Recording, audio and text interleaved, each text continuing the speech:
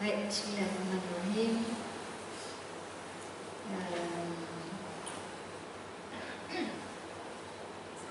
Bismillahirrahmanirrahim. Alhamdulillahirabbil alamin. Wassalatu wassalamu ala asyrafil anbiya'i wal mursalin wa ala alihi wa sahbihi ajma'in. Rabbi shrah li sadri wa yassir li amri wahlul 'uqdatam min lisani yafqahu qawli.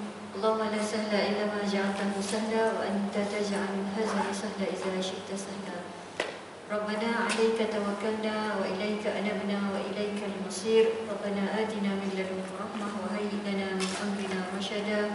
Allahumma fahtihna fid din wa 'allimna at-ta'wil. Allahumma iftah 'alaina hikmataka wa anshur 'alaina min khazain rahmatika ya arhamar rahimin. Walhamdulillahil alamin. Amma ba'd. Assalamualaikum warahmatullahi wabarakatuh. Alhamdulillah kita bertemu hari ini tahun baru ya, selamat tahun baru. Sampai jelah tahun-tahun pun sampai kita ni ya. Ibu muslimat Ahad ni senantiasa Rabu 7 Januari 14 sama je. Ya, sama sebab apa? Yang bezanya mungkin amal ibadah kita yang berbeza setiap hari ya. Orang sibuk tahun baru kita sibuk ya. Kalau macam tu maksud saya bukanlah kita tak ada perubahan. Demi hari itu mesti faham apa yang kita nak dalam hidup ini, insyaAllah. Baik, sebelum tu mari kita sama-sama mula dengan baca kitab Al-Fatihah. Bismillahirrahmanirrahim. Bismillahirrahmanirrahim. Alhamdulillahirabbil alamin. Ar-Rahmanir-Rahim. Maliki yaumiddin. Iyyaka na'budu wa iyyaka nasta'in. Ihdinas siratal mustaqim. Siratal ladzina an'amta 'alaihim ghairil maghdubi 'alaihim waladdallin.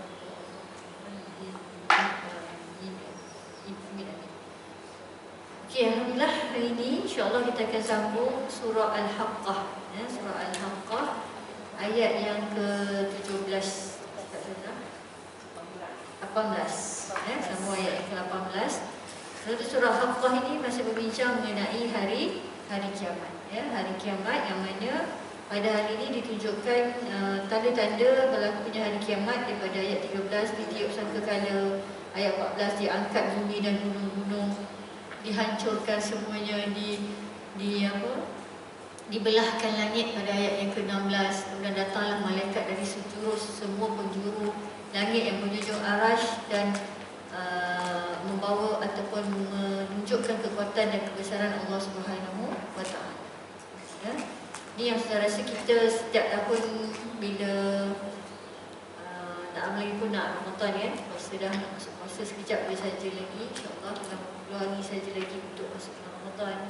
Jadi ayat-ayat yang kita bincangkan mengenai hari kebangkitan, hari kiamat ni sebenarnya detik demi detik setiap saat kita tahu bahawa kiamat itu pasti akan muncul, pasti akan berlaku.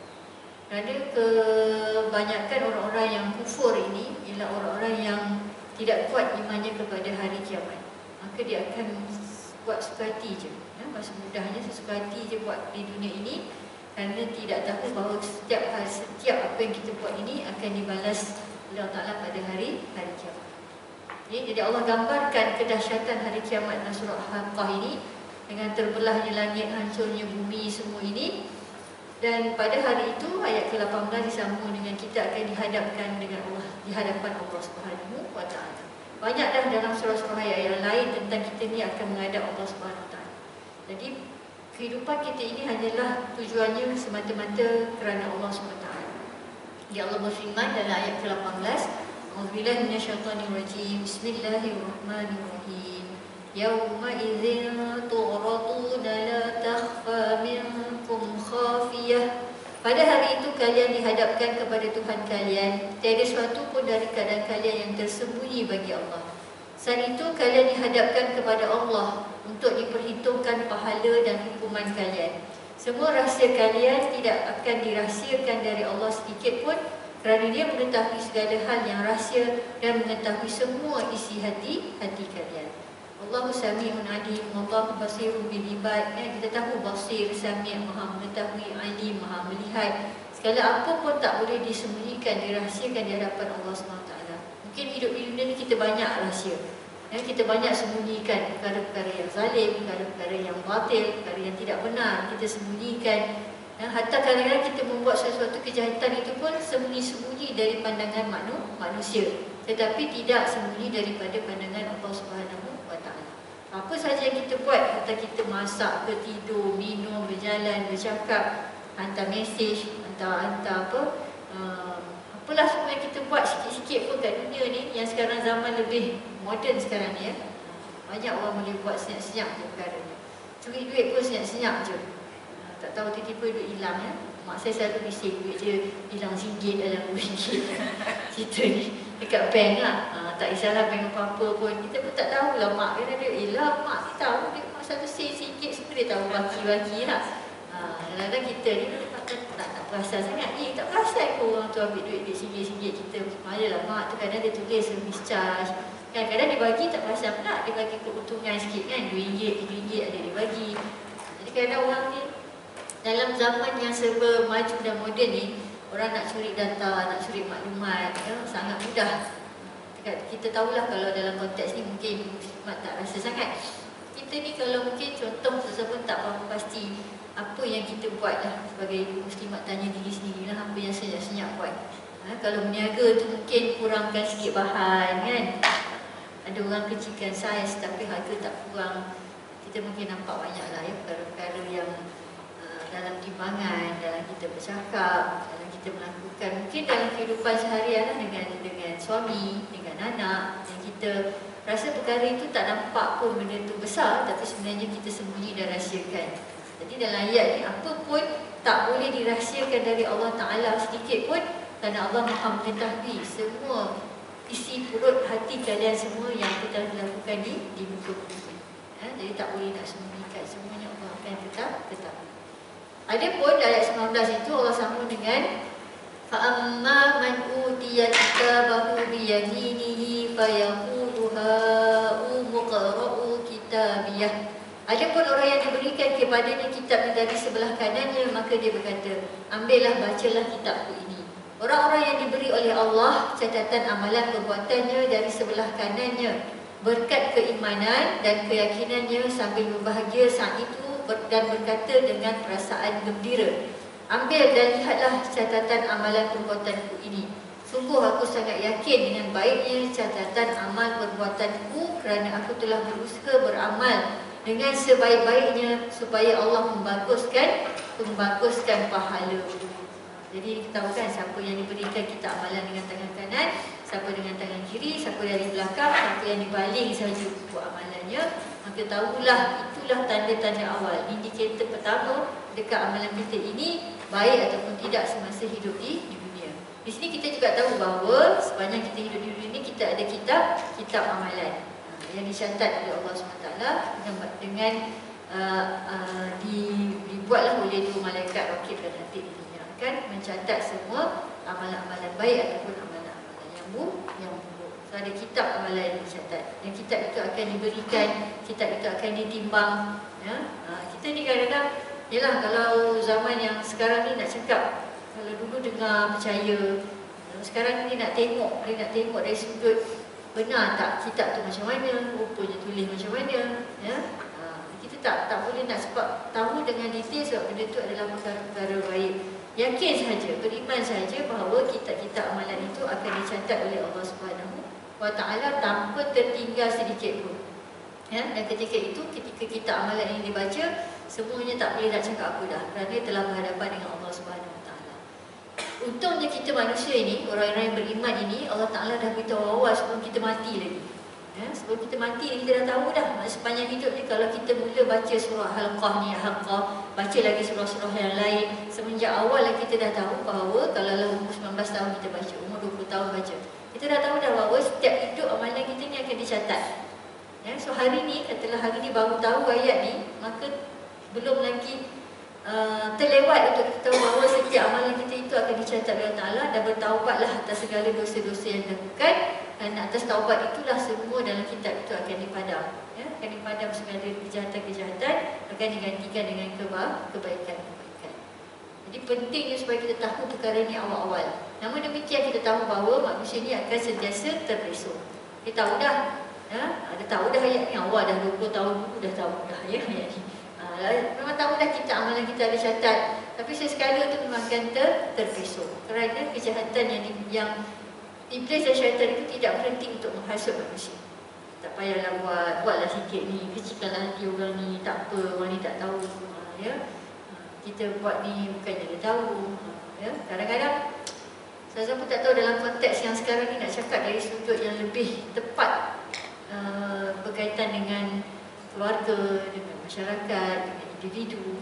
Ya, kerana yang saya perhati sekarang ni berkecamuk sangat ni. Berkecamuk ni maknanya dalam keadaan huru-hara dalam masyarakat sekarang, dengan peperangannya, lepas tu di Malaysia ni, di luar negara ni bagaimana, dengan hiburan, dengan makanan, semua banyak benda. Kalau nak sentuh aspek tu kadang tak boleh nak faham ke apa yang serabut dalam kepala saya ni.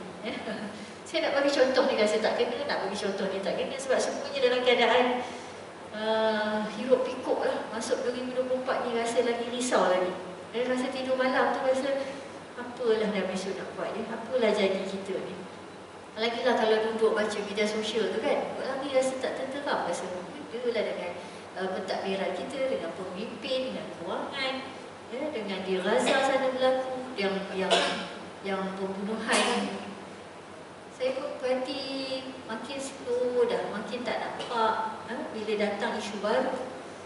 Mungkin kekeluargaan ini nampak masing-masing lebih tahu dengan lebih detail. Ibu muslimat tahu dalam keluarga anak, cucu, saudara, lepas tu ibu, suami, adik-beradik, itu lebih jelas yang kita nampak perkara itu. Minta maaf lah, saya rasa bukan bertambah baik, ya. Memang itulah jihad, ujian akhir dalam zaman ini. Kalau mata kita itu pandang semakin buruk, semakin teruk. Iman makin diuji dengan kuat sekali, makin diuji keimanan kita, makin jihad kita semakin diuji. Di mana-mana pun yang berlaku, kewangan ke, pemimpin ke, di Israel ke, Yahudi dan sebagainya, saya selalu ingatkan diri saya yang diuji di sini ialah akidah, keimanan kita. Iman itu sebab dia kata tentang percaya pada hari kiamat, akan berlakunya hari kiamat, akan berlakunya kita amalan kamu semua ni. Supaya iman kita akan dijaga dengan begitu baik. Dalam surah, saya tengok dalam kuliah itu, dalam surah Maidah ada beritahu, kalau kita dijaga iman kita kuat, la yadurukum, tak akan memberikan mudarat pun bagi kamu, sekiranya hidayah itu kamu dah dapat dan kamu jaga akidah iman itu dengan betul. Kerana ujian akhir zaman ni lah yang kaitan dengan akidah, dengan keimanan kita. Ya, itu yang nanti akan datang turunnya Dajjal, Nabi Isa kata, itu semua nak uji kita punya iman tu, betul tak? Dan nak ikut siapa sebenarnya? Jadi kalau kita ni, iman tu dia akan tentukan di mana direction kita nak pergi. Iman juga akan tentukan ke mana kita nak pilih orang yang baik, orang yang tak baik, nak bergaul dengan orang yang betul, dengan orang yang tak betul, nak baca benda yang betul, nak tengok benda yang betul, yang salah dan sebagainya. Jadi kalau kita sudah percaya dengan perkara-perkara ini, keyakinan iman itu kuat, maka sudah pastilah kita amalan itu akan dicatat dengan kuat. Jadi saya rasa mungkin pendakwah tahun-tahun milenium ni dia yang bagi saya lah, yang saya punya misi akan datang ni dengan sahabat-sahabat mungkin menguatkan akidah keimanan. Ya, belajar tentang Allah lagi banyak, belajar tentang Rasul lagi banyak, sifat-sifat Allah. Allah tu sayang kita macam mana. Bila kita makin kenal Allah, makin tahu Allah itu bagaimana, ya, maka yang lain-lain tu mungkin kita boleh faham secara lebih mudah lagi. Ya, sekarang ni saya tak tahulah dari sudut hala tuju mana orang suka baca. Ya betul, boleh fiqah, sejarah, akidah, akhlak, boleh belajar perkara-perkara itu. Tapi kita mungkin lebih banyak dengarkan kuliah-kuliah ustaz-ustazah yang cerita tentang siapa itu Allah, ya, hari kiamat, hari akhirat. Ada kan yang suka, dia ada cerita mengenai perkara-perkara tersebut. Namun demikian tak berapa ramai orang yang suka tentang perkara-perkara ini. Kerana apa? Kerana mereka perlu meninggalkan kesukaan mereka itu. Ya, bila kita ceritakan takutlah apa semua dan sebagainya, jadi dia kata tak apalah, sebab apa benda ni macam tak nampak. Ya, dia dah jadi orang yang kafir, munafik, fasik yang mana tak tahu benda ni akan berlaku, dia tidak sanggup untuk meninggalkan perkara-perkara keduniaan. Ya, kadang-kadang kita boleh rasa, saya sendiri boleh faham yang tak boleh nak cakap apa, kadang boleh cakap bertaubat je lah. Ya, kita tanya bertaubat je lah, istighfar banyak-banyak. Kenapa? Kerana perkara-perkara ini akan bawa kita kepada perkara yang lebih buruk lagi. Ya, so apa yang Susan nak tengok dalam ayat ni ialah dunia kita semakin teruk, semakin buruk, keadaan semakin tidak baik. Jadi kita kena buat persiapan yang kuat untuk diri kita. Kita kuat ni, kalau kita bagus, kita kuat, maka seluruh keluarga akan ikut. Dan bukan kita nak jadi orang yang selfish, bukan pentingkan diri sendiri. Tapi kalau diri kita pun tak kuat, tak bagus, macam mana kita nak berhadapan dengan orang lain. Dan juga ancaman dunia sekarang yang semakin teruk, semakin. Saya pun tengok politik dan sebagainya, tengok orang duduk money laundering dan sebagainya. Kita ni duduk kan, so mungkin dalam negara kita, kita duduk dalam dunia, dalam keluarga tu rasa selesa, tak ada apa-apa kan. Tapi kalau kita tak berjaga-jaga, berhati-hati dalam keadaan dunia yang sekarang ini, kita akan jauh sangat daripada keimanan dan juga kekuatan kita, kepercayaan kepada hari kiamat. Mungkin selepas ini asatizah, ustazah lain boleh banyak lagi bercerita tentang hari kiamat. Cerita banyak-banyak tentang hari kiamat, dahsyatnya hari kiamat, kitab timbangan akan diamal, apa semua-semua, supaya manusia semakin takut dengan Allah, takut dengan hari kiamat. Kena takut ya, takut. So, kalau tak takut, kita akan senang-senang nak buat. Buat apa-apa pun ini semua kena balas. Takutlah nanti kalau kena balas, takut ni kalau masuk neraka, takut nanti hari kiamat jadi macam mana. Takut selamatkah aku ikut dalam dunia ni. Jadi dalam keadaan bukanlah negatif ya, takut yang positif. Daripada kita takut kepada perkara-perkara ini, kita pun takut untuk melakukan kejahatan. Baik. Kemudian dalam ayat ke-20 Allah sambung lagi, inni zanantu anni mulaqin hisabiyah. Sesungguhnya aku yakin bahawa sesungguhnya aku akan menemui hisab terhadap diriku. Aku percaya akan bertemu dengan Tuhanku untuk diperhitungkan amalku. Aku juga percaya akan adanya kebangkitan setelah kematian, sehingga aku mempersiapkan bekal sebaik-baiknya. Ya, katanya bekalan sebaik-baiknya. Kharzal taqwa, sebaik-baik bekalan itu ialah takwa. Allah cerita juga lagi dalam Quran, inna akramakum indallahi atqakum, yang paling mulia di sisi kamu ialah yang bertakwa. Jadi bekalan yang sebaik-baiknya ialah takwa. Yang mulia di sisi Allah Ta'ala itu ialah takwa. Apa itu takwa? Ialah taat kepada semua perintah Allah dan meninggalkan semua larangan. Taat kepada Rasulullah SAW dengan membawa mengamalkan semua sunnahnya dan meninggalkan apa yang dilarang oleh Rasulullah SAW. Yang paling utama takwa ini ialah takut taat kepada perintah Allah. Yang bekalan sebenarnya taat yang tu buat semua apa yang Allah suruh. Buat je. Yang baik, yang daripada fardunya, yang mana wajibnya, yang mana daripada nafilah, sunat-sunatnya, semua dibuat. Kemudian meninggalkan semua larangannya, semua ni yang Allah tak suka. Kita buat ni, kita akan tanya diri kita ya. Yang selalu saya buat ialah kita buat, kita tanya, Allah suka tak kalau aku buat? Allah suka tak? Kalau aku buat begini, dapat murka Allah ke dapat sayang Allah?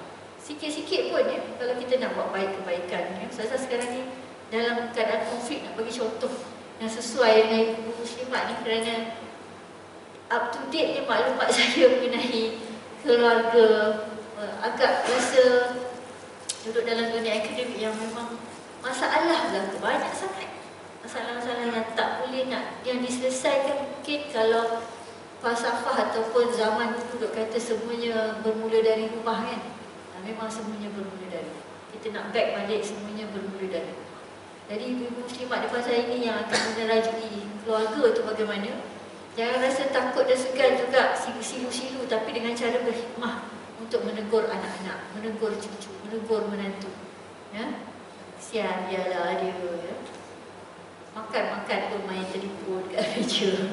Kalau tidak sekarang dia bergaduh kat meja, biarlah dia bergaduh, biarlah terbalik meja tu pun.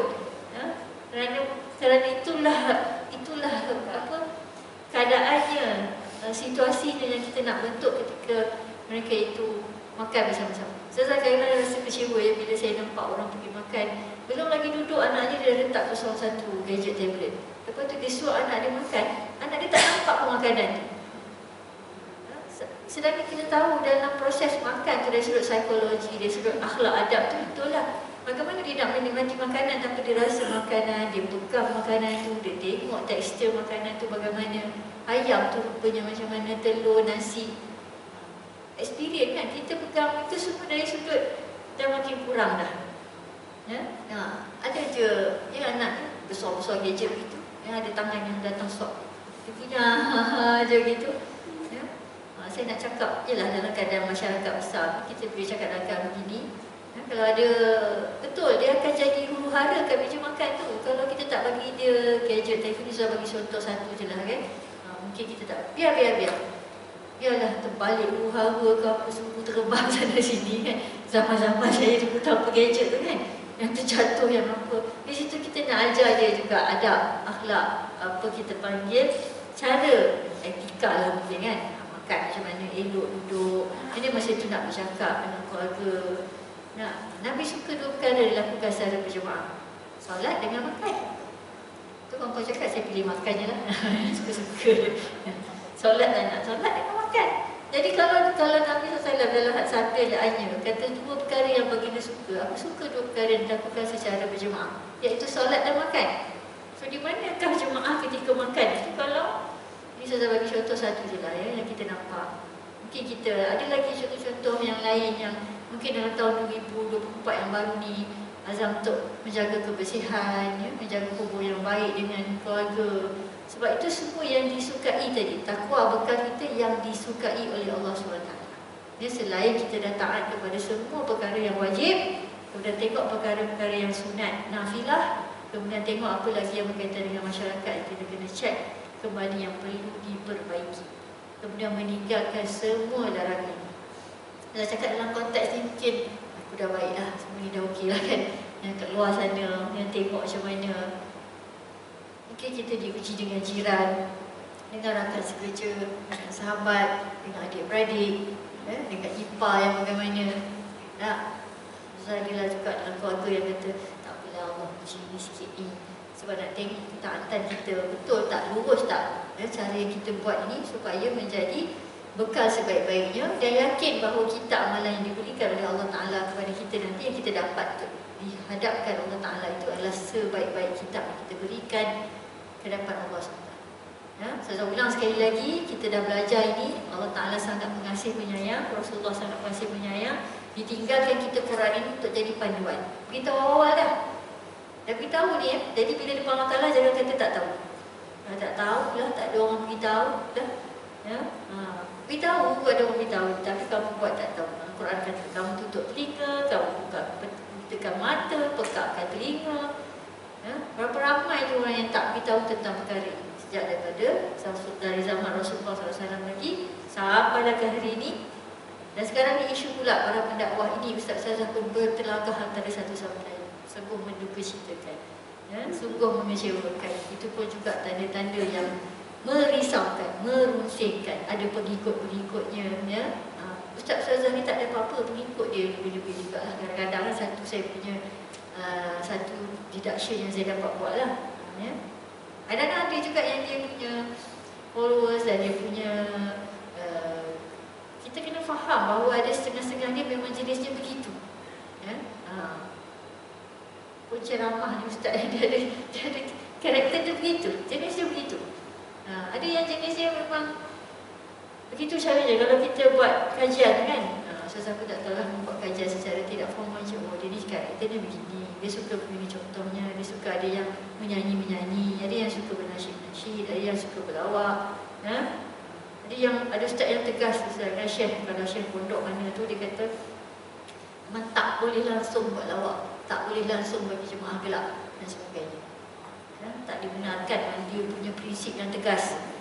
Kerana dalam kuliah-kuliah ini hanya bila kita bercerita mengenai dekat dengan Allah dan sebagainya, kalau saya ustazah dah serius sangat tu, saya bagilah lawak sikit je supaya gelap balik dan bagi. Yang banyaknya dalam kuliah ni kalau saya dengar tu, jaranglah yang sampai dalam FYP saya ke apa. Kalau luar negara tu banyak, luar negara banyak. Di Indonesia, kalau di US, UK sana, kuliah-kuliah sana, dia memang tegas je. Garang sungguh kalau dengar. Pernah dengar kalau kuliah Dr. Haifa, Dr. Muhammad apa semua tu, sampai dia marah-marah kan. Jadi kerana kita ni memang suka yang lawak-lawak, yang gelap-gelap apa semua. Kalau kuliah tu, kalau dengar tu, jarang yang kadang-kadang bila dengar tu macam rasa nak menitiskan air mata. Rasa macam kat sini adalah, kalau saya rasa Ustazah Nuni tu rajin nangis. Dia lembut hatinya kan, selalu bercakap mengenai perkara-perkara yang menyentuh hati tentang kejiwaan. Itu bagus tu, sebab dia boleh bawa kita hati hati kita itu rasa fragile, rasa lemah, rasa macam tak ada apa-apa lah hidup kat dunia ni. Yang teruk je aku ni. Sebab kita ni ada balance. Ada rasa kita rasa ayat ni, oh aku bagus dah bagus. Ada rasa teruk lah, tak baik lagi, tak bagus lagi. Tapi dengan rasa tak bagus itu, dengan rasa teruk tu, kita cuba nak baiki lagi. Cuba nak baiki lagi. Sentiasa tak berpuas hati dengan amalan ibadah yang kita ada. Sebab itu kita akan terus rasa nak buat lebih baik lagi. Nak buat lebih baik lagi. Okay? Itu banyaklah Ustazah duduk dalam 2-3 hari ni melihat apa hala tuju hidup aku 2024 ni. Melihat kepada kadang-kadang rasa itulah rasa perlu kadang-kadang berkuliah ceramah ni pun kata kan. Jadi ada rasa iyalah kan ayat dia kan, iyalah gitu ini. So kita pun rasa apa sebenarnya yang diuji dari sudut jihad kita untuk menyampaikan agama ini. Adakah nak orang suka? Kalau kita belajar, saya pergi kelas public speaking kan, kelas pergi yang untuk influencer, pergi kelas itu. Ustazah tak macam ni, Ustazah boring kena buat tu, kena buat ini. Tak boleh lah saya tak nak gunakan. Kalau dia sebagai macam mana, dia tahu kita ni seorang yang bagaimana, dia akan cuba gunakan kita punya kelebihan ini. Bukan suruh kita ubah bagi saya. Kena tambah, kena ada gelak-gelak, kena ada joke. Kita menyampaikan tentang perkara agama di sini, tentang akhirat, tentang terbelahnya langit, kita amalan. Nak gelak ke mana kat situ ya? Balik patut nangis-nangis lah dunia ni. Mana ni nak cerita pasal ayat Quran? Kalau baca hadis, sebabnya kadang-kadang kami lah, kalau saya yang mengaji lah, belajar tentang perkara ini, digalakkan supaya kurang bercakap tentang perkara-perkara dunia. Banyak Nabi yang cerita pasal perkara-perkara dunia, Allah cerita pasal perkara yang baik, apa ganjaran dapat kalau kita buat perkara-perkara baik dan sebagainya, keseronokan. Kalau kita belajar mengenai perkara-perkara itu, kena balance. Baguslah kita tengok ayat ini, kerana dalam ayat 20 ni Allah kata yang menentukan amal itu kamu nak gembira, senyum depan Allah Ta'ala ialah bila kita diberikan, dibangkitkan selepas kematian itu dengan bekalan yang telah sebaik-baiknya kita ada. Semalam saya kuliah dekat Rincing, saya cerita mengenai satu buku yang saya baca, Robin Sharma. Saya sedang baca 2 buku dia lah. Lepas tu saya baca buku api dia pasal leadership, kepimpinan ni. Dan kebetulan buku ni lama dah, tapi guru saya beritahu cuba baca satu buku ni. Robin Sharma ni dia memang author yang terkenal lah, banyak dia tulis leadership apa semua kan, kehidupan. Baru dia sampai buku tu, saya tahu buku tu lah sebab dia beritahu, sebab buku tu dah agak lama. Buku tu tajuk dia Who Will Cry If You Die. Tak masalah cakap putih ni kena sebiji-sebiji Who will cry if you die? Siapa yang akan menangis bila awak mati? Dan dalam buku tu ada seorang Sami, Sami, dia penting kata Sami ni memang tak ada orang menangis ya. Tapi kalau kita tahu ada sebab apa orang tu menangis bila kita mati, kita memang tak tahulah sebab kita dah mati. Tapi bila orang meninggal, kita kan selalu kan suka kita pergi ziarah orang yang kan besar pahalanya kalau kita pergi ziarah, mengiringi jenazah, kemudian solat jenazah seperti Jabal Uhud kan, besar pahalanya. So dengar je kematian, pergi. Sebab apa? Kita akan juga refleks diri kita kan, dapat banyak manfaat pelajaran kita belajar. So kita tengok kalau seorang suami yang meninggal, siapa yang akan menangisi? Saya baru je 2 minggu, 3 minggu lepas, sahabat yang meninggal itu saya ceritakan kanser. Suami dia tak putus-putus air mata, tak boleh berhenti air mata. Nangis je, saya tengok dia nangis. Dia kesianlah isteri dengan sakit dan sebagainya kan. So kalau kita pun tak tahulah dalam buku tu siapa yang akan menangis bila kita mati kan, tajuk buku tu. So kita boleh agaklah kalau kita menangis, kalau kita ada buat kebaikan, kita pasti orang akan menangisi pemberian kita sebab kebaikan yang kita buat. Rasa lalat, rasa hilang sangat orang ni sebab dia banyak buat kebaikan, banyaklah benda-benda manfaat yang dia buat, sama ada yang nampak ataupun tak nampak. Sebab kadang lepas meninggal tu baru orang cerita banyak manfaat dia buat, ini dia tolong orang, senyap-senyap dan sebagainya kan. Dalam satu buku, dalam satu petikan tu, dia tulis seorang author ni, dia beritahu ketika kita, mungkin kita pernah dengar lah kata-kata ni dulu kan, dia bukan kata-kata hikmah agama kita, tidak, tapi kita boleh ambil pengajaran. Ketika kita lahir, dia kata kita menangis, ya, kita lah bayi kan, kita menangis. Kalau tak menangis, dia tepuk-tepuk kita suruh menangis, ya. Cubit-cubit menangis, tak menangis tu jadi kita sihat. Paru kita, bayi tu baru dan sebagainya kan. Lepas tu orang kita lahir, kita menangis tapi orang gembira. Kita menangis tapi orang suka. Oh, macam orang kita ni walaupun melalak kan, ya. Melalak tak berhenti siang malam jadi Ahmad Al-Bab kan. Kan. Kalau buat sikit-sikit boleh, ya, gelak kan. Lepas tu, tetapi dia kata bila kita mati, kita akan gembira, senyum, suka, orang yang akan menangis. So, bila kita lahir, dia kata ayat tu, bila kita lahir kita menangis, orang suka. So teruskan kehidupan tu, dia kata rejoice your life, dia kata teruskan, gembirakan hidup ini, suka hidup dengan baik. Lepas tu bila kita mati, kita suka. Suka mati ni sukanya kan, sabar mati apa semua. Alhamdulillah mati, ya, alhamdulillah ada orang suka, ya, alhamdulillah mati, ya Allah. Tapi orang menangis. Sebab apa? Kita suka sebab kita dah puas hati dah, kita dah buat tadi kan dalam ayat 19 ni, aku dah gembira semua, yakin semua amal perbuatan aku dah beramal sebaik-baiknya, dan aku dah membaguskan pahala aku. Aku yakin bahawa aku akan bertemu Allah dengan keadaan gembira. Kita kena apa? Senyum kan, nanti dalam iman, ya. Kenapa senyum macam tu, ya? Nanti dalam iman. Orang ambil cerita dulu pun dah cerita dah. Sebab apa dia senyum? Dia tak cukup mati dalam orang kaya, mati dalam iman. Ramai kawan-kawan saya kaji tentang ayat-ayat yang digunakan dalam filem-filem Tazri kan, dia tahu. Dia memang gunakan ayat-ayat yang kita faham sebenarnya. Dia baca Quran, dia baca hadis, dia baca ayat-ayat ni, dia tahu tentang guru-guru yang mengajar tentang agama kan, dia guna kata mati dalam iman. Mati dalam iman ini kan, saya cakap tadi pasal iman kan, jaga iman, kuatkan iman. Iman tu kalau ada tak mentarakkan kita segala kejahatan kat dunia ni. Yakin bila nak bertemu dengan Allah, dengan ada Dajjal, dengan keluarnya nanti Jumat tu keluar semua, Isa turun masuk, semuanya dengan keimanan. Jadi bila mati tu kita tahu bahawa siapa yang akan menangis, menangisi, ada orang yang gembira kan, tak nak pula terbalik kan, orang gembira pula kita dah meninggal nanti, sukalah, ya, gembira. Banyak yang kita, siapa suka kalau dengar orang meninggal ke apa kan, pergi ziarah sedih. Ya, dan kita belajar di situ. Kalau aku duduk kat situ nanti macam mana.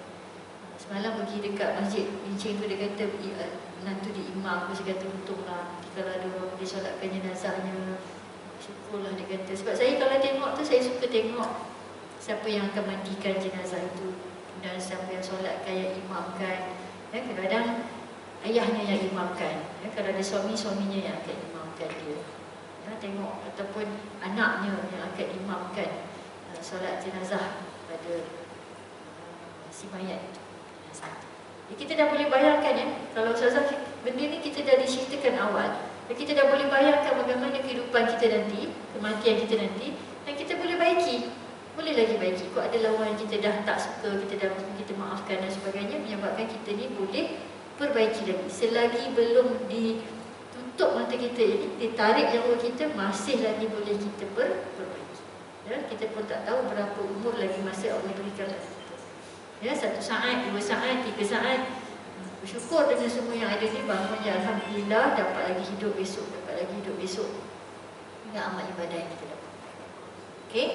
Disambung dengan ayat yang ke-21, maka orang ini akan hidup dalam keadaan yang diridai dalam syurga yang tertinggi. Fahuwa fi 'aisyatin radiyah fi jannatin 'aliyah. Maka orang itu berada dalam kehidupan yang diridai.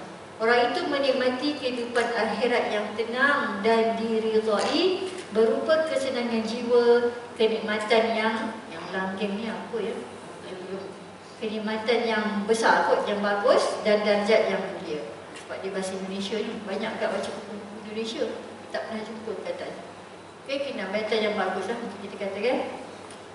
Fi jannatin 'aliyah, dalam syurga yang tertinggi. Di syurga yang tinggi, di mana terdapat semua keinginan manusia, terkabul di sisi Allah yang Maha Pengasih dalam keadaan yang gembira, diredai, memperoleh ketenteraman dan rezeki yang melimpah. Jadi kegembiraan di sini ialah mereka ini dalam kehidupan fi 'aisyatir radiyah. Ya ayyatuhan nafsil mutmainnah irji'i ila rabbik radiyatan mardiyah. Sama sebut radiyah kan, yang diredai. Kerana bila redha itu Allah redha dengan semua perbuatan kita. Kalau kata redha Allah wa ridha walidain, redha Allah dengan redha ibu bapa. So kita nak kena ada kehidupan yang redha ibu bapa, redha suami. Tapi yang paling besar redha itu ialah redha daripada Allah SWT. Apa maksud redha? Redha ni maksud redha yang paling mudahlah kita faham. Kalau kita tadabbur ayat ni, redha ni maksudnya apa? Masing-masing boleh bagi takrifan masing-masing. Tadi yang salah yang betul, kerana tadabbur itu ialah bermaksud yang difaham oleh diri masing-masing.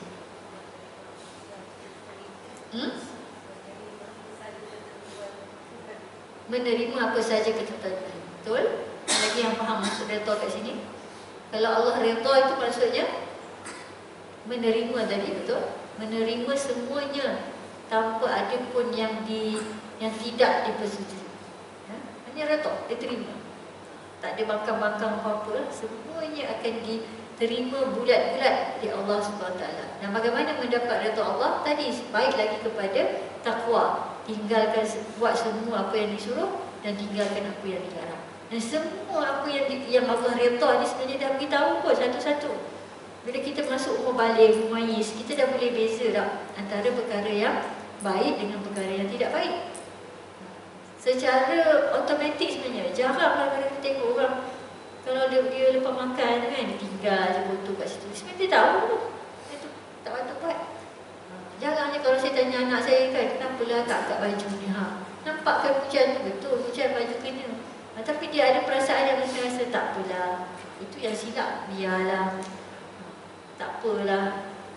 Kalau kasut ni kalau tak sepah, tak susun, dah nampak sampah ni penuh. Sebenarnya secara fitrah atau secara tabi'i, secara natural, manusia ni dia boleh tahu dah.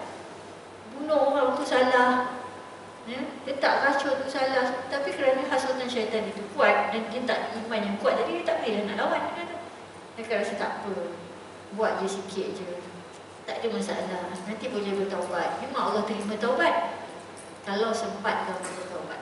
Kalau tak sempat, memang sangatlah susah. Dari cerita ni saya ternampak banyak ditunjukkan tentang keadaan sekarang ini yang saya tergambarlah beberapa contoh gambar sekarang kan, yang kita punya keseronokan itu di mana. Lepas tu viral pula kisah-kisah orang ni cakap sikit pun petik, orang ni buat sikit pun dipetik dan sebagainya kan, dan diviralkan. Sampai syekh-syekh, mufti-mufti pun kena mengambil masa untuk membincangkan perkara ni. Kesian syekh-syekh mufti tu. Solat subuh, ajak ramai-ramai, lepas tu buat parodi pula pasal ajak orang buat baik di subuh tu. Banyak itu buat parodi-parodi yang yalah kan, dah seorang ni dah ajak kita pergi sembahyang subuh dan sebagainya. Lepas tu dia, yalah, ustaz-ustaz ni pula cerita, berbincang. Kalau cerita kamu tak cakap apa pun. Kalau saya, bagus, ya, tak ada masalah. Niat itu kerana Allah Ta'ala. Pergi itu betul, satunya pergi kerana Allah Ta'ala. Tapi asbab orang itu kamu pergi. Asbab kita taat kepada Rasulullah. Rasulullah itu manusia, Rasulullah itu buat, jadi kita ikut dia buat. Bukanlah kita nak kata dia tahan sama derajatnya, tapi manusia yang mengajak. Asbab saya ajak kamu buat, kamu buat juga. Sebab ada seorang kata, jom kita puasa, jom kita pergi sedekah, jom kita pergi tengok rumah anak yatim, jom kita pergi rumah hamba majikan, jom kita pergi buat bersihkan kubur dan sebagainya.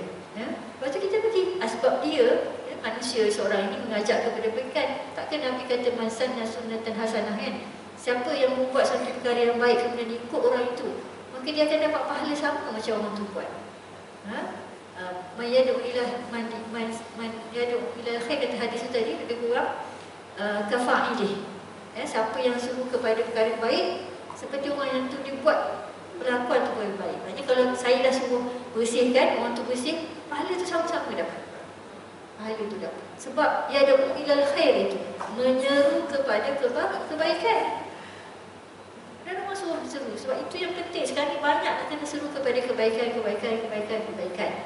Niat itu kena penting jaga. orang tu niat dia ialah kerana Allah Ta'ala, maka kita semua buat itu kerana Allah SWT. Maka jelas. Ada orang memang mula-mula dia buat itu kerana orang tu suruh, orang tu nak buat barang, okeylah. So lama-lama dia akan kata, takkanlah awak ni tak pergi, aku pun tak pergi. Kita solat Jumaat 27 pahala, Allah memang akan bagi satu habuannya, hadiahnya untuk kita dapat buat. Tapi lama-lama, adakah kita buat tu kerana 27 tu? Tak kan? Kita nak buat kerana taat kepada Allah Ta'ala. Awalnya itu perlu ada ganjaran-ganjaran. Solat duhanya dapat ini, solat puasa 6 bulan Syawalnya dapat seperti diampunkan dosa sebelumnya. Memang banyak ganjaran-ganjaran yang diberikan.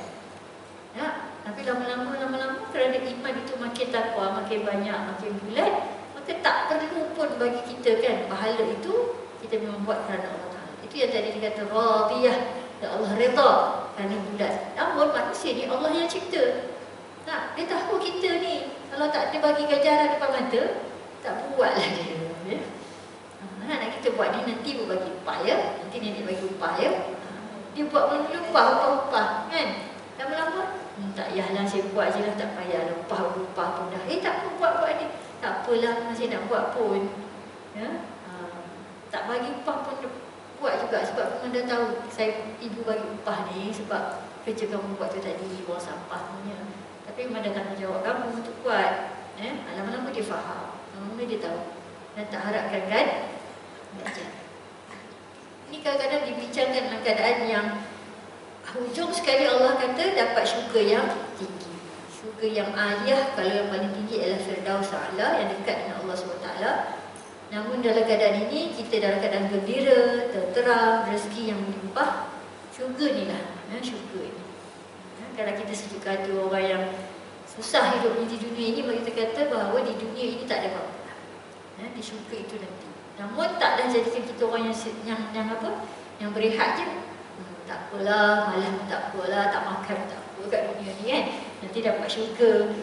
Solat je kerjanya. Solat tak keluar. Tak tengok orang sebelah, tak tengok apa, tak tengok orang sakit. Hidup kat dunia ni banyak, tak boleh ibadah semata-mata. Tengok orang ni tak sihat, orang ni apa, kena juga tak lepas kita ini dengan perkara-perkara yang wajib itu tadi tanpa melihat kepada persekitaran, kepada sekeliling. Ini syurga yang paling tinggi yang Allah janjikan. Dalam nikmat ini Allah ceritakan apa yang ada dalam syurga tadi supaya kita ada motivasi, kita ada inspirasi, ada semangat. Dan kita dah ada gambaran kan. Untungnya saya banyak kali cakap, untungnya aku jadi orang Islam, untungnya dia ada orang beriman, untungnya aku ada Quran ini. Sebab Allah dah cerita perkara yang akan datang. Walaupun perkara tu gaib, tapi dia dah cerita dah. Dah cerita. Dan Quran ini tak boleh kita sangkal. Na'udzubillah. Jangan sekali-kali kata betul ke. Sebab Quran inilah satu-satunya kitab yang dah bertahan beratus-ratus ribu tahun dah. Dia dah bertahan. Bertahan ni maksudnya tak diselewengkan, tak ditukar, tak ada yang ganti dengan kitab yang lain. Dan tak ada siapa pun yang boleh mengancam kemujizatan yang ada dalam Quran. Tak ada satu pun yang silap, tak ada satu pun yang tak betul dalam apa dalam Quran ini. Kerana semuanya telah pun disampaikan daripada kita dari sejak zaman Rasulullah SAW.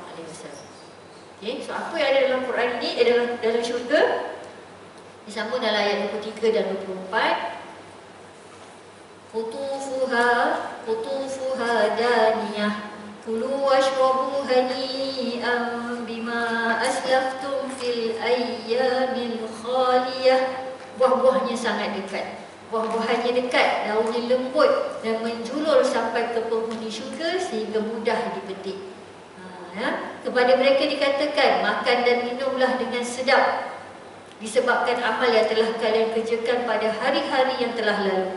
Kepada mereka dikatakan, makan dan minumlah dengan aman dan tenteram tanpa ada kesulitan, hinaan ataupun gangguan. Mereka berada di tempat yang paling baik, paling mulia dan paling melimpah kenikmatannya sebagai balasan atas semua amal baik mereka selama hidup di dunia. Syurga ni Allah Ta'ala memang suka ya, dalam menggambarkan syurga ni dicerita perkara-perkara yang semula jadi. Sungai, ya, buah-buahan. Buah-buahan ni memang kata cerita banyak lah. Cerita buah-buah apa je lah ada dekat dalam syurga. Buah-buahannya dekat dan daunnya menjulur, tak payah jolok-jolok dah. Kita nak cerita lebih nanti, khayalan kepala kita ni lebih-lebih. Terbayang daun durian, terbayang pokok buah mangga jatuh tak boleh nak petik, buah sana buah sini.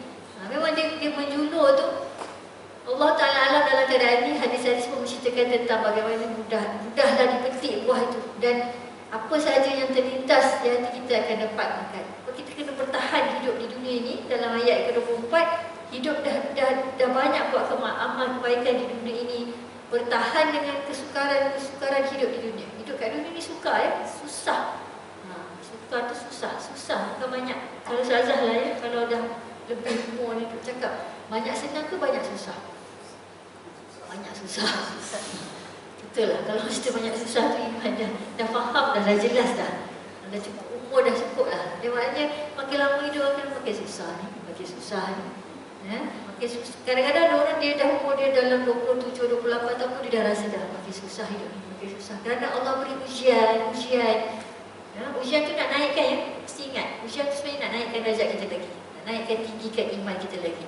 Kenapalah diuji dengan penyakit ini? Kenapalah diuji dengan anak yang begini? Kenapalah diuji dengan suami yang begini?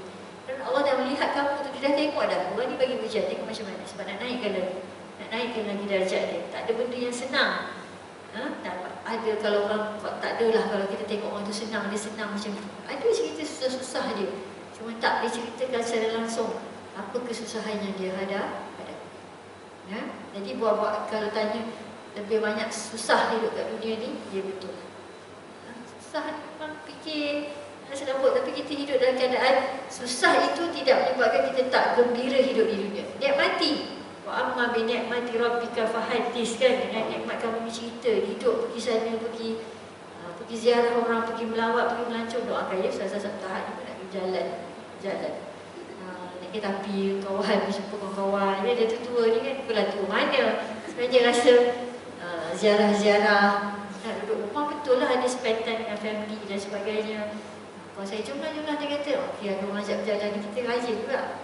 Ada masa, alhamdulillah suami pun sibuk, jadi bagilah juga berjalan. Anak pun dah besar, ni lah masanya untuk kita pergi berziarah. Tujuannya memang betul saya kata, sebab bukan selalu niat saya pergi berjalan tu ialah musafir. Saya kata nak pergi musafir, nak pergi musafir, akan nak pergi berziarah, nak melihat lagi bumi Allah ini bagaimana orangnya. Kadang kita pergi, kita belajar dengan orang kat situ. Dia berniaga macam mana, dia beli barang macam mana. Dan kita pun belajar diri kita ni. Aku sama tak dengan orang. Aku ni jenis yang akhlaknya baik tak. Orang ni kalau berjalan kan, kadang-kadang kita diuji duduk dalam kereta api ke, dalam bas ke, dalam kereta kapal terbang ke, diuji dengan orang yang sebelah kita, diuji dengan orang kiri kanan dia. So kalau duduk dari petembang tu adalah orang foreigner kan, orang Muslim yang macam pakai-pakai tak elok lelaki kan. Nanti dia cakap, you want to change seat? Dia kata. Maknanya automatik sebenarnya benda tu boleh dijaga dengan baik kerana kita pun tahu kan.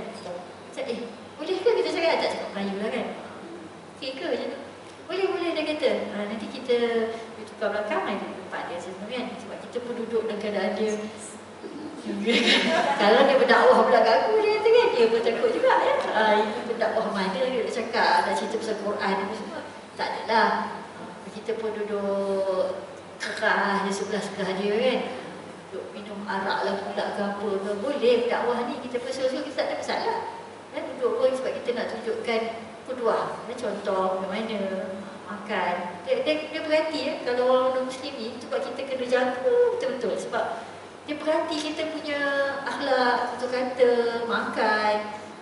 Walaupun majoriti tu kata dia nampak teruk, tapi bila kita seorang kat situ dia kata, baguslah tengok ibu suka tengok macam mana kita punya cara tinggal laku dengan anak, dengan suami, dengan cucu dan sebagainya.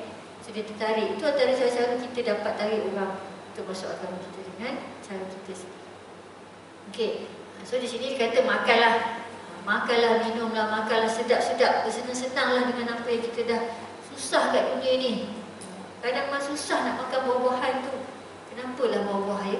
Sebab buah-buah ni lah perkara-perkara yang kita kata tidak memberikan mudarat pun kepada manusia. Jaranglah kecuali makan berlebih-lebih. Susah durian tu mudarat je kat saya. Sebenarnya mudarat tu dicipta awal, sebenarnya tak mudarat pun. makanlah segelas 2 gelas kan. Ni makan sampai sebiji 2 biji, jadilah masalah. Awal dulu boleh makan. Sebenarnya dalam usia kita, kalau saya pun dah masuk dekat awal 50-an ni kan, kita dah buat perhatian. Boleh, dulu kita boleh makan, kita tak ingat kita makan. Sekarang ni dah tak boleh makan. Allah tarik sikit-sikit sebab apa? Sesuai dengan keadaan tubuh badan kita yang tak boleh lagi memproses benda itu dengan baik kan. Buah pinggang zaman umur 20 tahun tak sama sebab dah guna dah 40 tahun benda-benda tu. Tak berhenti dia berproses kan. Paru, usus kita tak lagi makan dan sebagainya. Jadi dia pun dah sesuai dengan usia tersebut, dah tak boleh makan dah. Gigi pun dah tak kuat. Makan daging, makan apa. Sesuai lah. Jadi buah-buahan ni masih boleh makan. Pilihlah makan buah-buahan yang Allah Ta'ala alam. Sebab kalau pergi Aeon tu, mall tu kan, bawah tu kan ada banyak orang buah kan. Memang menarik lah buah-buah ni. Saya rasa antara yang kita, kalau saya lah Allah Ta'ala kan, yang macam cepat saya nak berhari-hari je tengok buah ni. Kalau lalu terapi saya lalu hantar nak sekolah dekat depan. Kalau Sri Putra lah, Bukit Mahkota kan, Sri Putra tu ada Barona, ada apa semua tu kan. Dia gantung pisang kan, besar kuning. Ada kalau minggu tu dia hijau, maknanya pisang tu baru sampai lah. Belum baru sampai, maknanya belum masak. So kalau situ kan ada banyak kedai runcit kan, pisang ni bantu-bantu. Lepas tu depan tu dia antara kedai yang macam banyak jual buah lah. Saya tengok dia ada buah apple ada, anggur ada banyak buah-buahan yang saya suka-suka lah juga cuba-cuba buah-buah ni. Kadang-kadang dapat yang masam, dapat yang tak sedap, tak apalah, tak ada masalah. Kalau pergi menarik lah. Saya rasa antara yang kalau ada kajian-kajian yang kawan-kawan saya di Surut Sains tu pun ada buat kajian. Seorang tu tengah buat PhD tentang pisang. Pisang. Kalau dia kaji pisang, saya pun tak faham lah di situ pasal pisang tu kan. Dalam Quran ada cerita surah Waqiah kan, Talhim Mamdud tu kan, buah pisang yang bertanda tu, berbungkus apa situ kan, Talhim Mamdud tu pisang. So dia kaji, yelah sampai buat PhD tu cerita pasal pisang. Dia punya supervisor luar negara juga, mereka mana pisang tapi tak boleh nak faham sangat lah. Dia sebab bahasa, cerita-cerita kan, cerita sains dia sudut pisang. Buah-buahan, tanamlah pokok-pokok buah-buahan ni kalau sini pisang kan. Saya tanam dalam pasu buah jambu air, batu, jambu air buah alhamdulillah. Cuma bergaduh sikit dengan kerengga. Bergaduh dengan kerengga tu rasa, yelah, bergaduh dengan kerengga tu makhluk Allah kan, haiwan makhluk Allah. Jadi kita ni manusia ada akal. Nak bergaduh dengan makhluk Allah yang tak ada akal tu, satu tak berakal, dua dia makhluk Allah sama-sama. Maknanya aku pun diciptakan oleh Allah, kau pun diciptakan oleh Allah. Kau pun duduk kat pokok kerengga tu, kau ada hak kerengga tu. Jadi kadang-kadang nak bergaduh dengan dia pun rasa macam tak ada akal pula nak bergaduh dengan kerengga. Petiklah malam-malam, lepas tu dah petik buah tu jatuh pula. Allah kelakar pula cerita pasal saya petik buah jambu tu kan. Tak sebab banyak kerengga, tadi nampak dia dah buat sangkar ujung tu kan.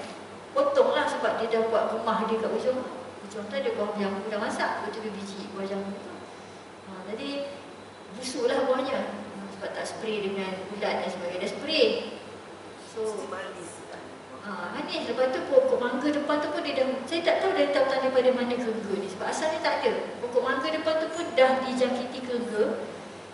So saya tengah belajar juga macam mana nak, yelah dulu boleh senang asapkan je kat kampung kan. Buat asap, ambil daun kelapa tu kan, buat menggun asap je, lari potong yang rumah-rumah ni. Kat pandang macam ni nak asapkan pula. Masa kita spray pakai spray tu kan, berapa tong nak ambilkan spray tu, pokok nak tembang, nak cantas tu. Tak lagi kita nak kena pakai yang macam space tu kan, supaya tak masuk. Dia kerana ni sekejap je tau, sekejap dia dah sampai kat dalam, sekejap dia dah masuk kat sini. Tak tahu bila masa dia mengayak ya. Menggigit kat satu. Anak saya kata kerengga ni kalau kita bunuh, kita pijak dia 2-3 kali tak mati dia kata. Dia liat kata, nama dia tu. Dia tanam, saya tanam pokok jambu air insya-Allah. Limau, jambu batu. Lemon sebelah jiran tu makcik tu dia tanam lemon. suka-sukalah tanam pokok buah-buahan ni sebab dia ialah yang disukai dalam syurga ada. Cuma jadi satu macam bagi saya Ustazah jadi satu benda yang macam ni, kita dah tanam pokok buah. So kita ada satu cita-cita nak bagi dia berbuah. Jadi kita akan usaha untuk bagi baju buah apa semua. Menguji kesabaran ni. Sebenarnya dia antara menguji kesabaran. Kalau saya tanam pokok, saya tak tanam pokok bunga. Tanam pokok daun. Pokok keladi ke pokok apa yang, sebab kalau dia tak bunga tak ada masalah, tak menguji kesabaran. Kalau tanam pokok orkid dia ada menguji kesabaran. Sebenarnya memang kesabaran tu kalau kita nak didik lah, kalau Ustazah kan belajar didik kesabaran dengan pokok tu tadi. Pokok kan kadang-kadang anak kan, tapi anak tu kita tak adalah nak cantas-cantas, pokok tu boleh cantas. Lepas tu kita tanam, daun kita bersepah kat luar. Daun bersepah kat luar, kita tahu jiran kita tak suka dan sebagainya, kita cuba nak bersihkan. Entah ada jiran yang baik, ada jiran yang mungkin rasa daun dia bersepah di rumah orang. Itu pun mendidik diri kita supaya jadi bagus atau tak bagus dalam kehidupan. Cerita pasal buah-buahan ni mungkin boleh dihuraikan dengan lebih banyak lagi tentang dalam Quran. Cerita pasal buah, anggur, buah apa-apa je lah. Tak nak sampai mengganggu khayalan kita untuk dapat makanan buah-buah yang paling suka lah. Buah paling suka. Kalau Ustazah saya suka pisang. Buah apa? Apple. Pisang juga. Suka durian. Suka durian. Mahal. Tapi durian dia punya yang yalah kan. Kalau lama-lama makin best tu macam musangking. Okeylah, okay kan, kita akan rasa yang bermusim yang tak bermusim. Okay, yang bermusim mungkin. Tapi Ustazah kan paling suka lah saya pergi Beijing yang China dulu kan. Buah peach dia tu. Saya rasa tak dapat lah kat sini. Memang lain lah. Saya beli buah peach ni kan masam-masam mungkin sebab dia eksport kan. Dia lembut. Peach mungkin Korea apa sama kan. Tapi saya pergi China, memang tak boleh lupa lah. Dia punya gebu, lembut dia. Buah peach tu, peach Cina ni, dia pun buah bermusim sebenarnya, buah bermusim. So, time buah dia keluar tu kan, biji nipis, dia pink-pink sikit buahnya tu. Masa saya pergi Beijing dulu, duduk dekat bawah satu hotel. Bawah hotel tu dia memang ada kedai jual buah. Jual macam kecil lah kan, dia buat store sikit. Jual kasut, jual souvenir. So, orang pergi hotel tu, kalau kan. So, balik malam daripada pergi jalan-jalan semua, kedai tu memang dibuka lagi, kita akan belilah 2-3 biji buah-buah fresh bawah tu, naik atas, makan buah peach. Saya pun tak boleh lupa lah. Saya kalau kat syurga pun nak minta buah tu juga. Tu kalau baca ni kan, subhanallah, Masya Allah, memang setiap kali baca tu, ya Allah, aku rasa nanti kat syurga. Sebab tak tahu bila nak pergi, sedih pula rasa sebab kan, sebab rasa tak boleh nak pergi dah Beijing tu. Tak boleh ingat dah pun hotel tu gimana lah. Masa pergi seminar dulu, pergi kedutaan, pergi kerja lah masa tu. Tapi boleh pergi ziarah, pergi masjid-masjid lah. Dan memang dia ambil hotel tu, dan memang tengah musim buah peach ketika itu. Dan cubalah membeli buah peach kat Malaysia yang of course dah mahal dan sebagainya. Tapi tak dapat jumpa sama macam di sana. Dia ada buah-buah yang kita rasa bila pergi melancong tu, pergi mana-mana negeri dan negara lah kat Malaysia, luar negara, cuba buah dia. Cuba buah-buah lokal dia. Antara yang Ustazah boleh bagi jugalah kata-kata, tip strategi. Sebab kadang-kadang kita suka cuba dia punya local foods kan, dia punya mi ke, nasi dan sebagainya. Kalau kita pergi belah utara sana, tanya apa buah-buah kat sini yang kita rasa lain, yang tak ada dekat negeri kita kat sini. Kalau Malaysia ni mungkin lebih kurang sama kan, tapi mungkin kita pergi Penang, ada buah pala. Kalau kita pergi buah kat belah Melaka, belah Kedah, mungkin ada jamu, Johor ada nenas kan. So dia ada dia punya produk-produk tempatan yang kita rasa lain. Kalau nenas Johor dengan nenas ini, dia ada grade-grade dia. Kalau beli durian tu kita tanya kan. Saya tak tanya, ni durian mana? Saya tanya, durian mana? Durian Pahang, durian Negeri Sembilan, durian daripada Tanjung Malik pun ada durian. So dia turun. So kita boleh tahu perbezaan. Okay. So kata banyaklah makan buah-buahan. buah tu tak butuh lah kat rumah. Kadang saya tanya anak saya, semalam beli buah lai, dia apa nak makan buah apa? Saya tanya, apa your favourite fruit sebab nak belikan fruit, buah kan? Budak ni dia lelaki anak saya, dia memang tak makan buah. So saya kena beli pisang, dia makanlah sikit-sikit apa semua. Saya kata tak makan buah, tengoklah dia punya sistem kan. Kadang dia tak lagu apa semua. So, banyak-banyak buah dia cakap dia nak makan tomato. Dia menguji saya sebenarnya. Tapi dia tanya ibu, tomato tu rasa dia macam mana ya? Dia kata. Tak kena belilah juga tomato. Saya kata kenapa lah dia punya ujian tahap kan. Dia suruh beli tomato. Tapi semalam saya pergi market, saya tak beli tomato sebab saya tadi suka makan buah lai. Buah lai mana kuning tu kan, bukan buah pek kan. Yang kuning pek. Lai. So buah lai. Saya belikan buah lai, dia boleh makan. Sebiji boleh habis, dia boleh rasa tu. Lepas tu dia tanya, mana yang tomato tu? Dia kata. Sebab saya rasa saya kena beli sebiji dulu. Bukan tak pernah beli, masak kan. Dekat dalam tom yam masak, dalam kuah apa semua. Cherry tu. Saya akan bagi 2 lah kat dia. Sebab anak saya ni jadi lain sikit. Dia akan jenis yang visual dia tengok apa semua lah. Risau sebab dia tak makan buah. Jadi saya tanya, macam tak minggu tanya, nak beli buah apa untuk awak ni? Sebab kalau dia tak anggur kan, dia tak apa semua, tak makan. Dia kata pisang, dia tak. Semalam saya tak yang buah lai tu dia makan lah juga. Habis biji. Tapi dia tidak tanya, mana tomatonya? Dia kata. Oh, susah juga nak tengok. Okey, so hari ni insyaAllah habis dah kita belajar hari ni tentang hari kiamat. Kita amalan dan keseronokan. InsyaAllah kita bawa balik hari ni dengan keseronokan. Kalau amalan yang baik, kita akan dapat syurga Allah Ta'ala. Kita amalan diberikan dan nikmat. Lepas ni kita akan sambung tengok apa yang berlaku kepada orang yang diberikan kita amalan ni dari sebelah kiri. Allah berikan keseimbangan. Kalau kita buat baik dapat yang ini, buat tak baik dapat yang ini. Maka balik hari ini dengan azam yang baru, dengan semangat yang baru, mengejar syurga Allah Ta'ala dan mendapat nikmat-nikmat yang baik di sisi Allah SWT dengan syurganya yang paling tinggi. Setiap kali solat, sujud, makan, tidur, ibadah kita semua kita kata nak dapat syurga.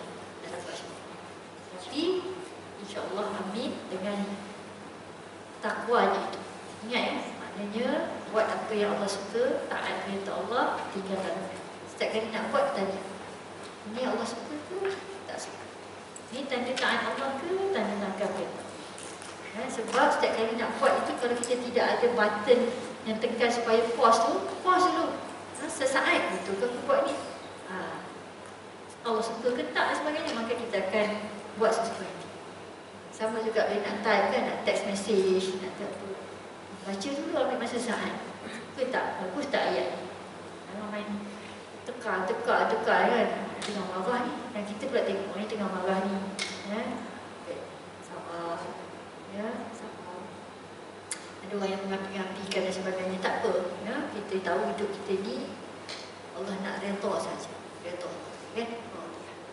Okey, sampai situ dulu, insyaAllah kita jumpa lagi minggu depan. Saya tak sure, akak ni pun tak ada, untuk kelas ni, sebab minggu depan katanya bulan depan ada Ustazah Nuni punya kuliah. Okey, semua orang dah daftar, alhamdulillah tak ada masalah. Cuma bila nak diganti dengan minggu ketiga tu, saya perasan yang saya ada dekat, mula kata okey, rupanya bila tengok balik, sebab awal sangat itu dia tanya, saya ada dekat Masjid Seri Putra. Kalau Masjid Seri Putra tak ada apa-apa, baru saya boleh ambil. Dekat Masjid Seri Putra ni,